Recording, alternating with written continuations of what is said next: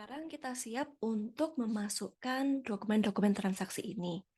Namun sebelum itu kemungkinan besar saya lupa ya memasukkan ini employee. Nggak kemungkinan, emang benar lupa ya di video yang lalu.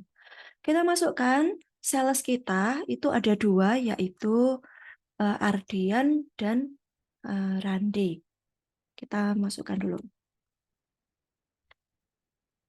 Ardian ini untuk wilayah kerja Yogyakarta. Kemudian lanjut,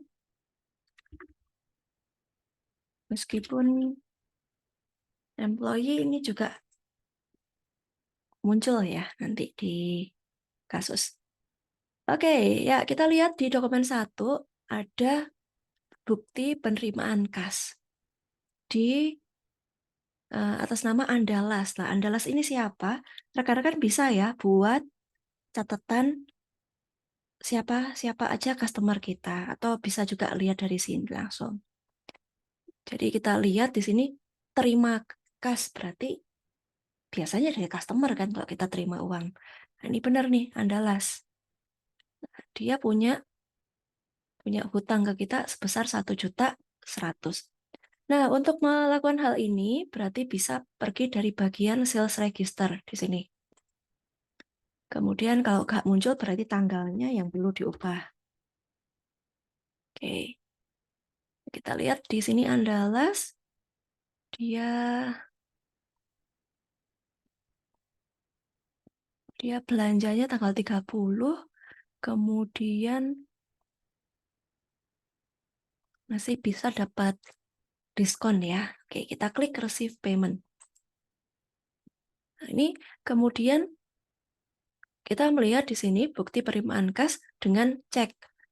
Dan kita kemarin sudah baca ya bahwa cek itu pasti kas di bank. Masuknya ke sini. Oke, seperti itu. Kemudian diskonnya 11.000. Sehingga totalnya yang kita terima sekian. Nah, pastikan sudah sesuai persis dengan yang ada di soal. Kita terima 1.089.000. Kemudian jangan lupa, ini tanggal juga sering kelewatan. Kemudian dokumen ID-nya di sini rekan-rekan bisa sesuaikan ya. Nah, terimanya dalam bentuk cek. Oke. Ini bisa diubah lagi dengan kata-kata.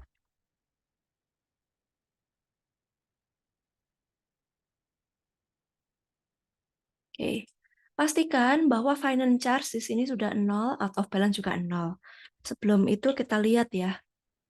Jurnal akan terjadi, yaitu terkait uang yang kita terima 1.089.000. Kemudian terkait diskonnya, ada diskon sebesar 11.000, serta terakhir di sini juga piutang dagang kita juga ada yang berkurang 11.000 akibat diskon tadi. Sales jurnal ya, yang di sini yang paling atas yang CR, cash receipt. Oke, kalau sudah dirasa benar kita bisa simpan. Silahkan kalau ada seperti ini bisa diklik print letter. Maka tadi yang semula nama Andalas sudah nggak muncul lagi di sini, dia berpindah ke close invoice. Oke, ya, berikutnya dokumen nomor 2. Ada hal-hal nanti ke berikut-berikutnya ya, ada hal-hal yang kayak sepele-sepele, mungkin nomor dan lain-lain. Nomor mungkin ya yang akan saya lewati, tidak saya masukkan ya. Masuk dokumen nomor 2, di sini ada voucher kas kecil. Berarti di sini kita mengeluarkan uang, berarti pakai bank. Mengeluarkannya dari kas kecil. Tanggal 7 Mei. Jumlahnya 3.500.000 diberikan kepada satu karyawan kita untuk membayarkan ke ya itu ya ke PLN, PDAM gitu.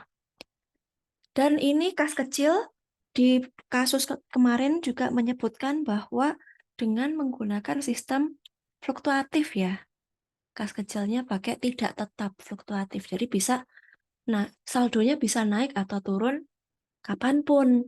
So, kalau seperti itu ya kita bisa langsung bebankan si biaya-biaya ini ya. Biaya itu ada di kepala 6. Ya, seperti ini. Kemudian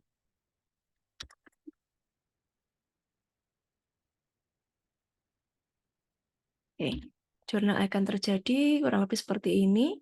Kas kecilnya berkurang, bebannya nambah. Oke. Lanjut dokumen nomor 3. Di sini ada kopnya Gajah Mada perusahaan kita ya. Ada tulisan bukti pengeluaran kas. Oke, kita mengeluarkan uang dengan menggunakan cek. Di bagian sini ini biasanya kalau saya amati bagian uang tunai ya. Karena kosong berarti memang cek. Dibayar ke Green Furniture untuk hutang. Oke, kita jadi bayar ke Green Furniture. Green Furniture adalah salah satu supplier kita. So, perginya di purchase. Klik purchase register, kemudian tanggalnya majuin aja, dan pergi ke open bills. Nah, ketemu Green Furniture ya. Kemudian kita bisa pilih pay bill. Dengan cek, kemudian tanggalnya adalah 7 Mei. Jumlahnya 660.000. Nah, di sini diskon pastikan 0 ya. Nih, keterangan untuk berikut-berikutnya silakan diganti sendiri ya, saya nggak ganti. Amount applied sekian, pastikan finance charge 0 dan out of balance juga 0. Jurnal akan terjadi, hutang dagang kita jadinya berkurang, dan kas kita berkurang. Oke. Nah, seperti itu. Akhirnya pindah. Nah, rekan-rekan kalau kita bekerja, misalnya bekerja secara apa nih ya? Enggak dengan program. Biasanya kalau yang dibukukan seperti ini kita berikan tanda tangan ya. Orang yang membukukan memberikan mark, paraf begitu tanda tangan. Ya karena kita di program nggak perlu mencoret-coret apapun di soal. Lanjut dokumen nomor 4. Kopnya perusahaan kita ada bukti pengeluaran kas. Bayar asuransi untuk 1 tahun ke depan. Nah, asuransi itu kan bermanfaat untuk 1 tahun. Berarti kita nggak boleh catat dia sebagai beban. Jadi kalau saya lebih prefer di sini banking pakai spend money. Nah, kita keluar uang dulu, kita masukkan tanggal 9 Mei. Kemudian untuk pengisian supaya nggak ada yang kelewatan, biasanya saya urut dari yang paling atas ya. Saya perhatian ya pada nggak di soal dulu, tapi ngikutin apa yang perlu kita isi di APSS. Jadi bagian kanannya dulu. Yang APSS yang saya isi. Nah, kita keluar uang 1.200.000. Kemudian fungsinya kan untuk bayar ini asuransi. Nah, sekarang apa nih yang harus muncul di jurnalnya? Jelas kas di bank kredit. Yang di debit apanya? Kalau rekan-rekan bilang beban, saya rasa nggak cocok karena belum benar-benar kita manfaatkan gitu. Nggak benar-benar jadi beban karena masih baru bayar. So, yang seperti itu lebih condong ke asuransi dibayar di muka. Ini ya. Jadi kita masih punya harta karena belum benar-benar menjadi beban. Pastikan nggak ada pajak atau balance juga 0. Oke, yang lain-lain dilengkapi ya. Jurnalnya akan seperti ini. Kasih keterangan ya. Ini asuransi. Kode. Oke. Lanjut dokumen nomor 5A. Nah, di sini ada 5A. Ada order penjualan. Nah, dilihat baik-baik, order penjualan itu beda sama penjualan. Kalau kita pilih sales, kita klik enter sales kan. Nah, di sini sudah muncul invoice. Invoice itu adalah bukti penjualan yang sah. Padahal ini ceritanya belum jual, tapi masih berupa order. Nah, ini jadi belum benar-benar dijual. Kita masukkan ya, coba ya. Nggak ada pembayaran, apapun, uang tunai atau cek nggak ada. Kita masukkan di sini Andalas. Ya, Andalas. Kemudian di sini terminnya nggak muncul. Ya, terminnya kan nggak ada ya. Karena kan masih order, jadi nggak perlu menampilkan termin sebetulnya. Tapi terminnya otomatis muncul karena kita sudah pernah melakukan setting sebelumnya. So, biarin aja ya. Seperti itu, tanggalnya adalah 10 Mei 2022. Silakan yang lainnya diisi. Yang dipesan sama Andalas itu adalah 30 buah Madrid.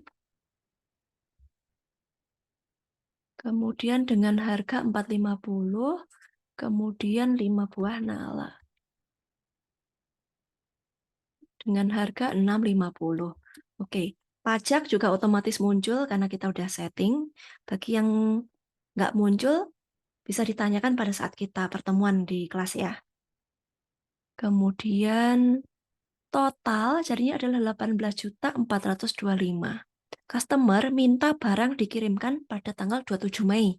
So, kemungkinan besar kalau seperti ini ya, 27 Mei itu baru kita ubah dia yang semula order jadi invoice. Gitu. Oke, ini kalau kita tekan Ctrl R, nggak akan muncul jurnalnya. Karena memang pada saat order itu belum terjadi penjualan. So, nggak akan ada jurnalnya. Nah, silakan diketik aja ya. Udah, seperti itu.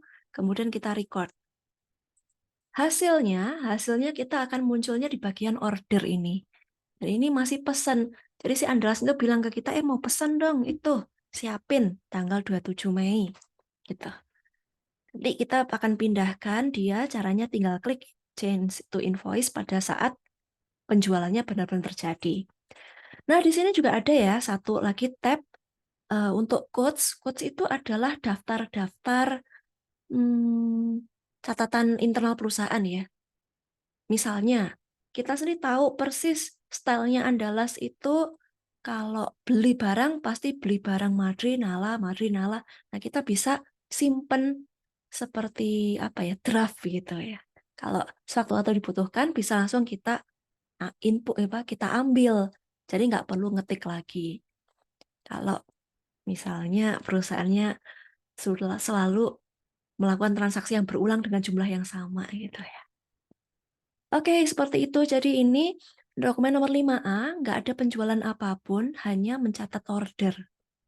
Kemudian dokumen 5B, ternyata dia order itu sama bayar. Nah, ini kelihatan ya. Di sini dia bayar uang muka. Nah, ini pakai apa namanya? Bukti penerimaan kasnya. Coba kita edit ya. Kalau seperti ini, kita mau edit, nggak ada letak untuk pay today kayak gitu tuh nggak ada ya. Tapi di sini ada payment. Nah, di sini ada payment atau pakai cara yang sebelumnya ya. Di sini klik receive payment. Oke, ada dua caranya ya. Kita pakai yang di sini sama aja. Ya, Andalas, kemudian tanggal 10 Mei. Kemudian jumlah yang diterima adalah 1 juta rupiah.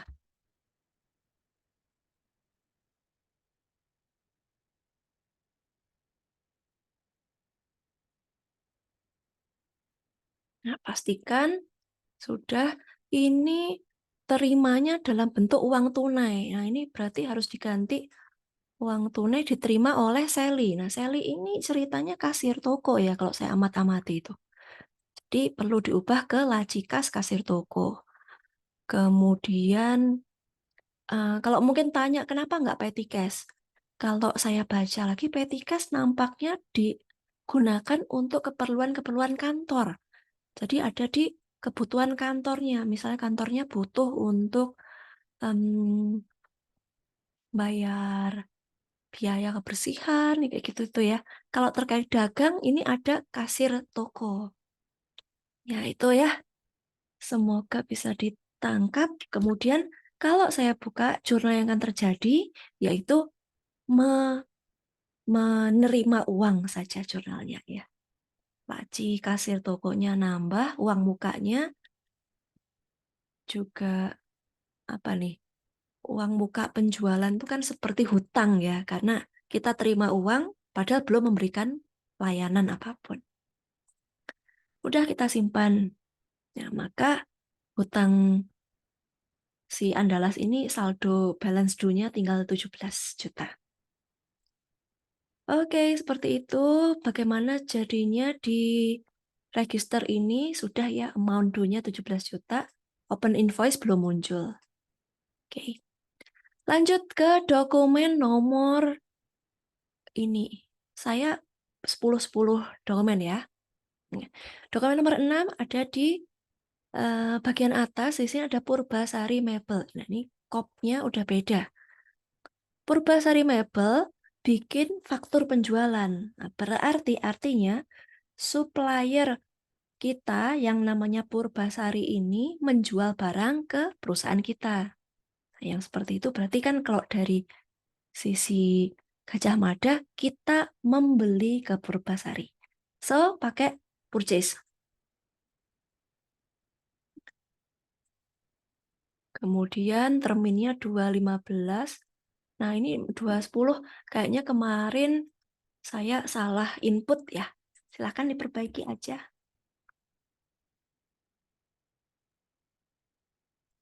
10 Mei. Kemudian yang dikirim 6 buah Nala.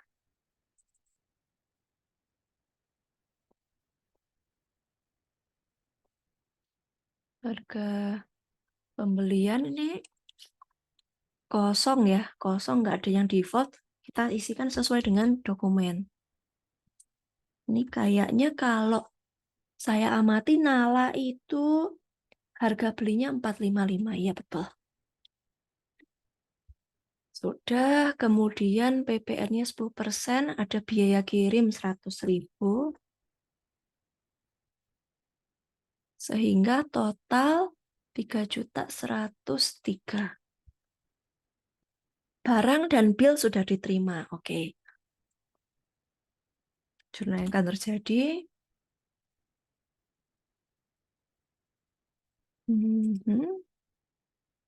Nggak ada deposit apapun ya. Oke, berarti kita simpan di sini cukup. Lanjut, dokumen nomor 7. Di sini kopnya balik lagi ke Gajah Mada. Kita menjual barang nih berarti ya. Kita jual barang ke Mandiri. Sales. Kita jual barang ke perusahaan Mandiri. Kemudian terminnya oke. Dan ini 10 Mei, oke. Yang kita jual adalah 12 barang Eka. Kemudian harganya 560. Kemudian kita juga jual 12 barang Brawijaya. Harganya 700. Kemudian PPN 10%, biaya kirim 500. Kemudian deposit nggak ada. Barang dan invoice telah dikonfirmasi diterima oleh Mandiri. Oke, berarti sesuai. Totalnya 17.132. Di nggak ada pembayaran ya. Belum ada pembayaran. Ini biarin aja sih. Ini biarin aja cek karena nggak bisa dihapus juga. Oke, 7 jurnal yang terjadi. Lupa. Ini masih order ya. Kita harus ubah dia ke invoice. Karena benar-benar sudah jual. Oke. Ya, seperti itu. Kemudian kita simpan.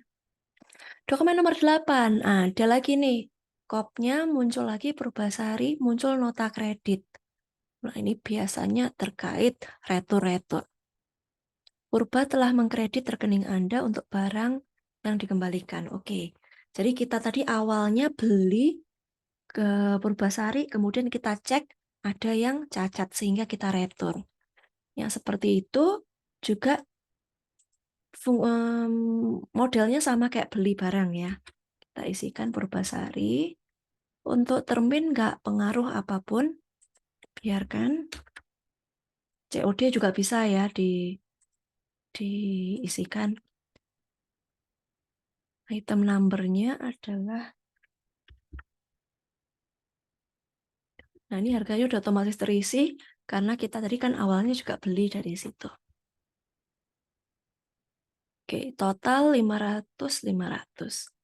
Nah, kalau sudah seperti ini, rekan-rekan bisa melihat ya, saya mau masukkan angkanya positif. Seperti ini angkanya balance due, jadi positif juga. Padahal yang mau kita lakukan adalah meretur. Kita nggak beli, tapi kita malah mengembalikan ke Purbasari. Sehingga angkanya harusnya ditulis dengan angka -1. Kita lihat di sini balance due-nya juga sudah minus. Berarti kita bisa, nah, lihat ya, nanti kurang lebih seperti ini. Kalau kita ngeretur, artinya hutang kita nggak sebesar semula. Karena barangnya ada sebagian yang dikembalikan. Gitu. Oke, kita record. Maka dia akan muncul di bagian return and debits. Nah, ketika ada diskon misalnya atau retur, munculnya di tab ini. Terus keterangan berikutnya, Purba telah mengkredit rekening Anda untuk barang yang dikembalikan. Nah, utang kita ke Purbasari Mebel itu kan sampai 3 juta. Padahal nggak segitu, berkurang 500.000. Maka dari tab ini, Purchase Register, Purbasari Mebelnya disorot, kemudian klik, karena ini modelnya penjualannya masih kredit, klik Apply to Purchase. Nah, sekarang kita masukkan tanggal hari ini adalah 11 Mei. Kemudian, mana yang mau kita gunakan? Yang bawah nih. Ya, jadi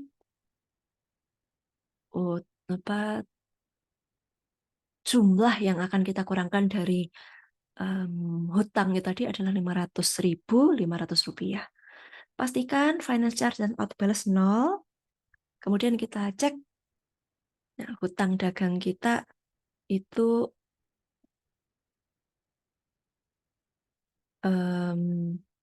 berkurang ya. Hutangnya jadi berkurang. Oke, kita record. Nah, cara ngecek berikutnya, rekan-rekan bisa lihat di sini return and debit sudah hilang. Angkanya udah pindah ke close bill. Dan jumlah utang kita ya yang masih menggantung ke Purbasari Mebel juga sudah berubah seperti ini. Oke, lanjut dokumen nomor 9.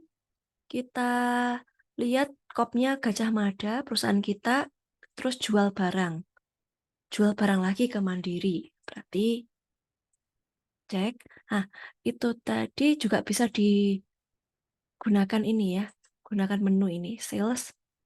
Daripada nutup-nutup juga bisa klik seperti ini. Mandiri. Kemudian terminnya 110 N30. Tanggalnya 10 Mei. Nah, ini nggak urut ya. Oke, kemungkinan ada salah soal ya.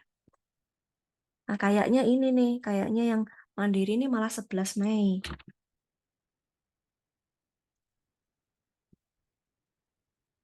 Saya catat dulu. Jadi dokumen nomor 9 itu harusnya 11 Mei.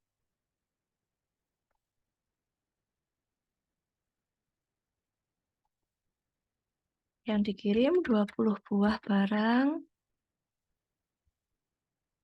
Kemudian ada 40 buah barang. Nah, rekan-rekan kalau tanya di sini jawabnya nggak diisi. Nggak wajib juga ya, kayaknya kok. Kayak nambah kerjaan gitu kalau diisi. Tapi buat belajar boleh ya rekan-rekan ya dilengkapi. Nah, bagus juga kalau bisa dilengkapi. Oke, seperti ini salesnya adalah Randy. Kemudian jurnal akan terjadi. Oke.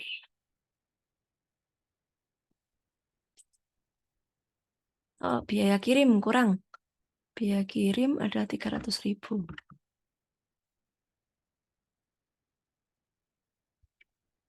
Sehingga oke. Nah, ini baru sesuai kita record. Dan yang ke-10, Nakula. Gajah Mada faktur, berarti kita tetap jualan ke Nakula. Tanggal 11 Mei yang dijual 3 buah barang MR sama 12 buah BW. Ongkos kirim di sini 500.000 katanya. Kemudian total 27.560. Oke, salesnya Ardian. Jurnal yang terjadi seperti ini. Oke, record. Ya, sampai yang ini dulu ya. Nanti di video part berikutnya kita lanjut ke dokumen nomor 11. So, jangan putus asa ya. Lanjut terus. Semangat.